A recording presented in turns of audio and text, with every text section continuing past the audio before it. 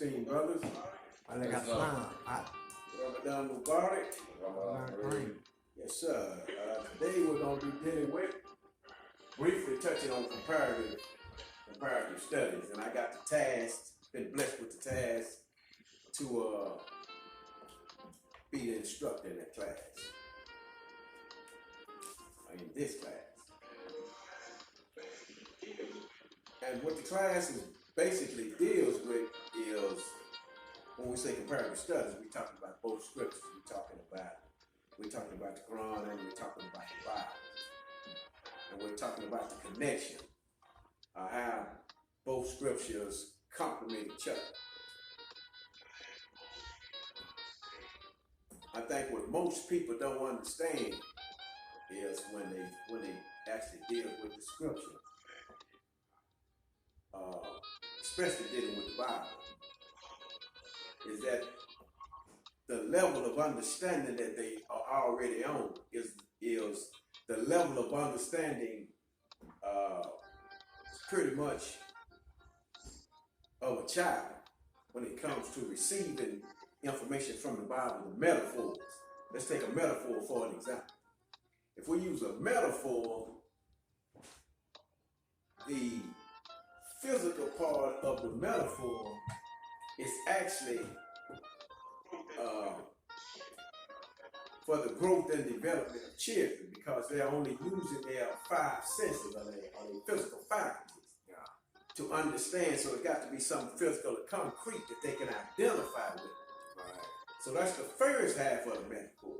But as they continue to grow and develop, then they tap into those spiritual faculties, and that helps them understand the spiritual aspect of the metaphor. But the problem with black people, with us, we don't realize and understand the level that we've been reduced to, and we for some reason continue to sustain that level. But what we're going to do in this class is we're going to look at both scriptures from a spiritual and a divine perspective and show what both scriptures are actually in agreement with each other. And I got a quick example that I want to use. First of all, this Quran is revealed in Arabic. That's the language. And this language, the grammar of it, is what most people don't understand.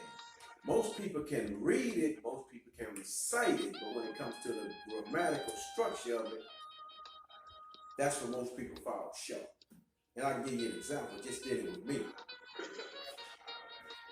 When I first took my Shahada back in '94, I noticed the guy with one of these, and I didn't know what it was. So I kind of approached him, and that started the conversation. And then I saw the language, and it intrigued me just by the structure of it. I looked, like I said, I didn't know what it was. I ain't, took a Shahada. I don't even have a Quran. But I asked him, and he said, "This is." He explained the book to me. He said, "It's the Holy Quran. It's Arabic to English." He said, "This is the original language, the Arabic, and this is the English translation of the Quran." So I kept looking at it, and I'm like, so I asked him, I said, "So what you saying, this is what God is saying to me, and this is the translated version of it in English?" And he said, "Yeah." Well, I said, "I'll tell you what. I'm going to find out what God is saying to me in this Arabic language for myself."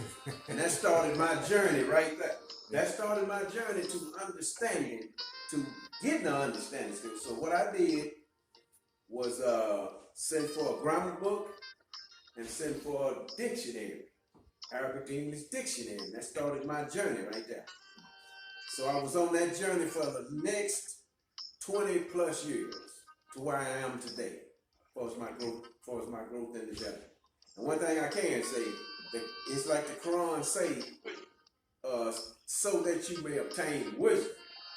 And the wisdom is in the language and understanding the language. The grammar, you got to apply the grammar, you got to apply the rules. And I'm going to give you an example up here on the board. And this example is dealing with the mother Moses. You get both stories in the Quran and you get the story in the Bible, but they similar. I got a couple words I want to point out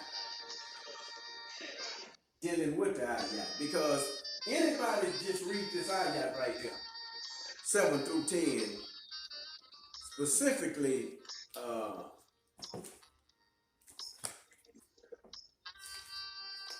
I believe it's 7. Let me make sure I'm in the right. No, it's 10. Where you want to start at? It's right here. And I'm gonna go 7 through 10. I'm just gonna kind of briefly just elaborate on that, what was happening at that time. The Bible says that it was a Pharaoh came into Egypt that the children of Israel did not know. And at that time, we're talking about somebody came in and conquered and took control of Egypt at that time. Okay, they started, evidently they had an understanding of messiahs or somebody was going to raise up eventually amongst the people that God was going to guide. Right.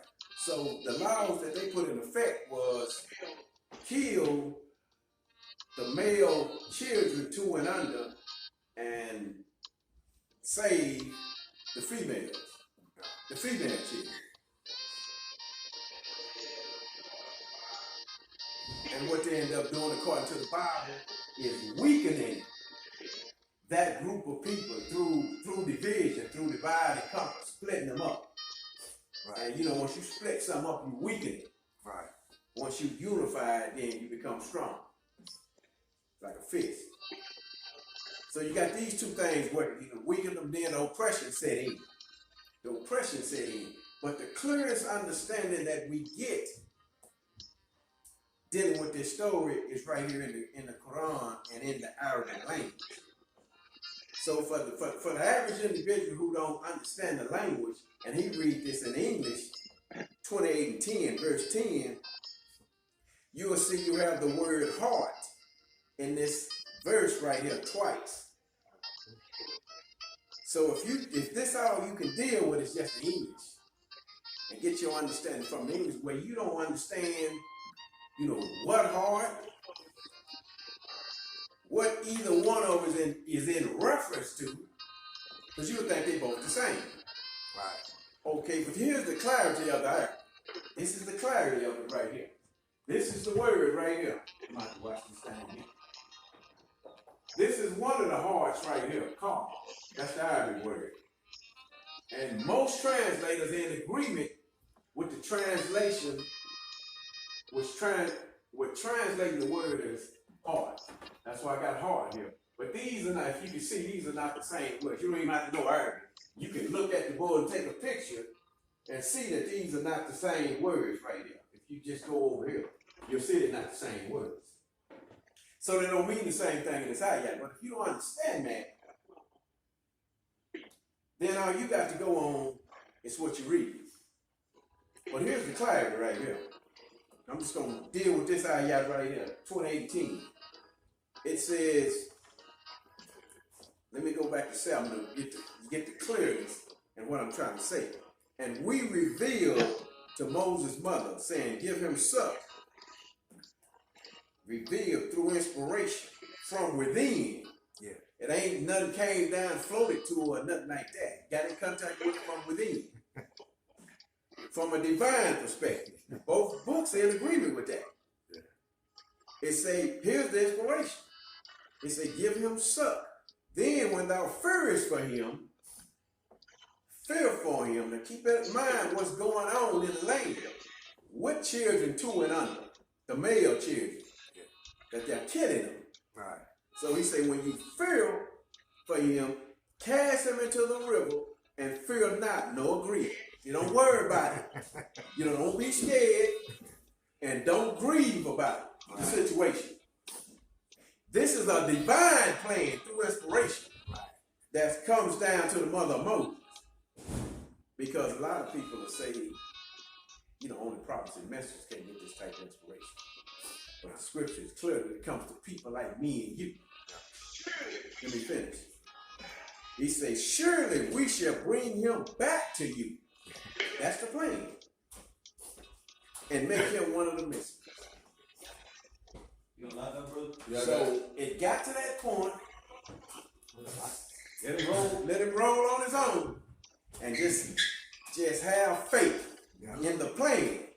Now keep in mind the inspiration came here to this heart. That's what you got to understand first and foremost. The inspiration came to this heart. Well, I say, well, this is how I look at it.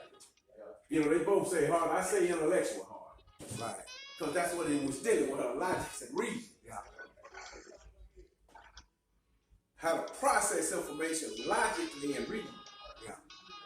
So it comes to that part of the heart. So little Moses float. 28:8 says, so Pharaoh's people took him up, scooped him up, that he might be an enemy and a grief for them. Right. Surely Pharaoh and Haman and their hosts were wrongdoers. Yeah. So that's part of the plan also. When he said we're going to make them one of the messengers. Yeah. So we got to be clear on that. Yeah. 28:9 says, and Pharaoh's wife said, she's amongst the host, the group. Yeah. I don't know if they the bodyguards, policemen, whoever. Yeah. But it's a group of them. She said, a refreshment of the eye to me and to you. She said, here we go. Yeah. She said, slay him not. So they understood what the law of the land was concerning. Right. Male children at that age. She said, slay him not. Maybe or perhaps he will be useful to us. Yeah. Or we may take him for a son, and they perceived not. Yes. They went against the law of the land. Yeah. Which was part of the divine plan anyway. Right. So here we go. They scooped him up, they got him. The perception is not there according to the divine plan. So they can't see what this is going to cause them down the road. Yeah. 28:10 says, and the heart, well, which one is we talking about then? Up on the board. He come back and say heart again. He said, and the heart of Moses' mother was free, and he got in parentheses, well, no, that's an objection. Yeah. That's his own perspective, his own commentary. He says, free of anxiety.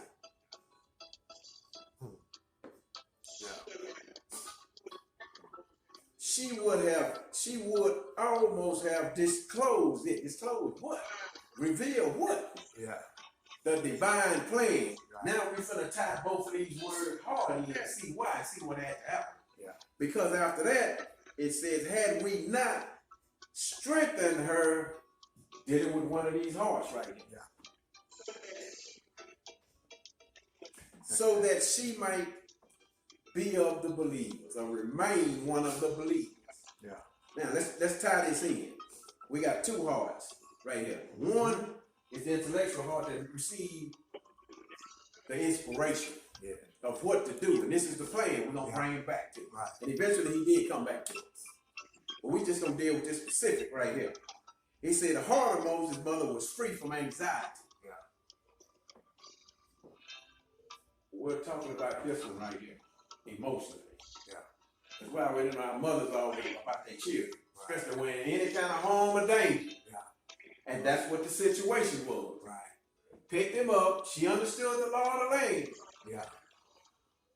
And it's only natural for a mother to act from an emotional perspective. Yeah. So there she goes. She scooped him, so there she goes. So she's acting from the emotional heart. Yeah. The forehead, it's right here in the area. Yeah.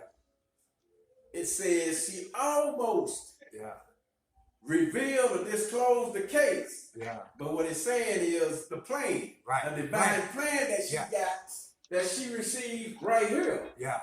but her emotions pushed her out there. Yeah. You know, she's only Right. human. That's right. She's only human. So her Yeah. emotions pushed her out there. He said, had we not strengthened her heart Yeah. right here, Yeah. because this is the one who took control. Yeah. You know, Yeah. this is the one who took control. So this is, he said, had we not, let me just put that word on it. What's the verb? Yeah. Personal pronoun on the end of it. The word is, I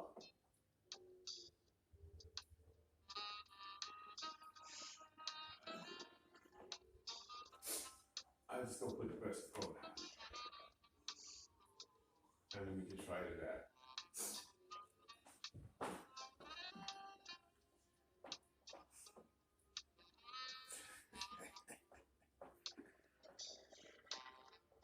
Man, I got terrible handwriting. I got excuse me. All right. Good. Good. But that's the personal pronoun right there. ENA. Rabat is a word that means, as most scholars or translators are on agreement with, they are translated strengthen.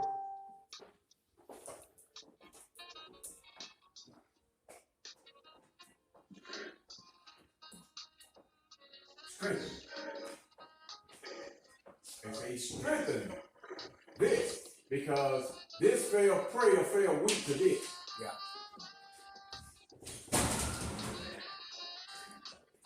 My understanding of the word, and which makes logical sense to me, which ain't nothing wrong with that, because most translators are in agreement with that. Right.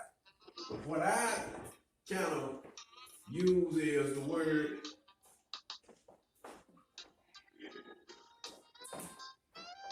reinforce.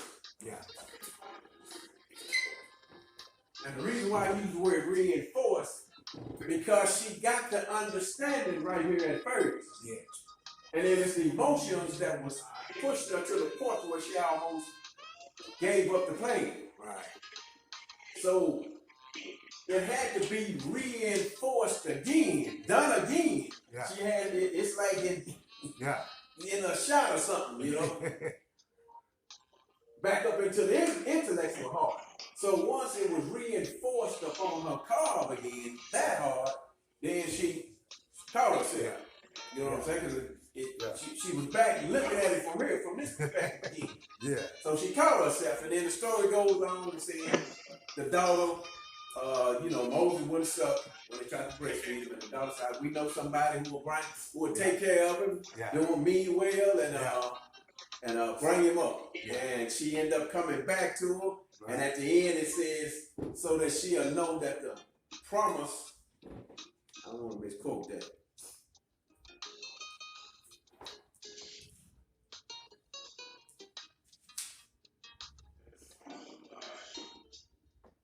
That the promise of Allah is true. That whole plan right there. Yeah. That was a fact. That inspiration, once it played out, he would come back to you. You just got to have faith. And that's a hell of a way of testing somebody's faith. Not only testing somebody's faith at that time, based on circumstances, but getting a clear understanding of his language and how it related to that whole story right there. Right. Dealing with these two words, because like I said, if I didn't have this understanding on the board, Right. and we just looked at it from the English, then we couldn't figure out what is what. Then we just continue to read on Yeah, you couldn't make to the next. connection. No, you Right. couldn't make the connection. Right. Up here you could. Right. So you just continue to read on. Yeah. And that's just a perfect example. And these are things that we'll be dealing with in comparative study. Right. Like I say, it's the scripture, because the language is the clearest. And then we got the Bible, which is just in English. Right. But if you deal with both of them from a spiritual and a divine perspective, they both complement each other. That's right. And we'll see that as we continue to go on in the class. Yeah. So hope you brothers got something out of that. That was excellent, right? And I'll see you in class. That was Peace out. excellent, right? Excellent. Yeah, that was excellent. That was excellent. Excellent. Yeah.